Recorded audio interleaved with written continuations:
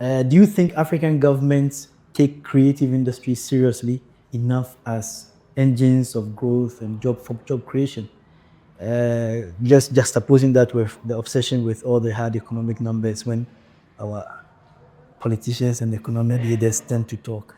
I mean, I can't remember what year it was, but South Africa economy was bigger than Nigeria's for a long time. Then there was like one weekend where they just added like Nollywood and a few other industries, and in one weekend, because of the way they counted it or they calculated it, Nigeria surpassed South Africa, and I remember that blowing my mind when I was reading the stories about it.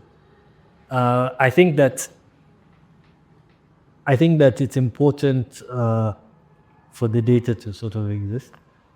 And there are some decisions that are being made because they're looking at, okay, how many jobs exist in the creative industry right now versus maybe agriculture or versus steel or construction, you know?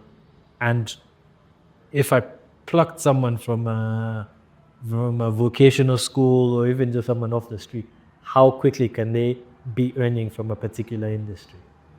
So I do believe that numbers are important, information is important, and it's a responsibility of many of us within the industry to have as much, I guess, data as possible, because if someone is looking at it from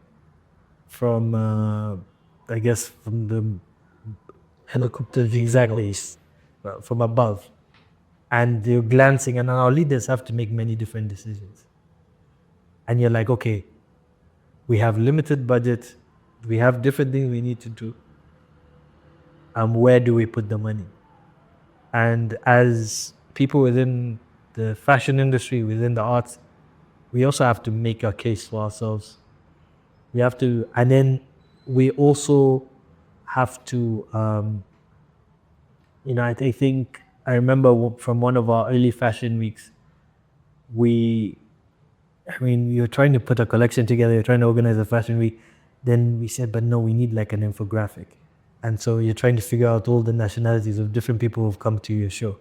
And then when you put that information in a nice infographic, even us who are in this industry were like, oh, wow, 100 different people came, and then when we started to count not just our employees, but supports, like maybe the guy who does the garden once a week, another person who Provides you buttons or somebody who... Exactly. When someone who does my deliveries, we have the same people that do our deliveries.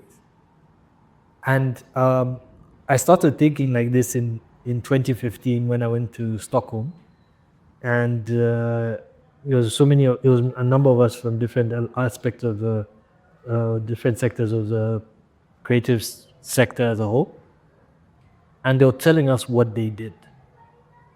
And one of the things that they did was redefine what is the creative industry.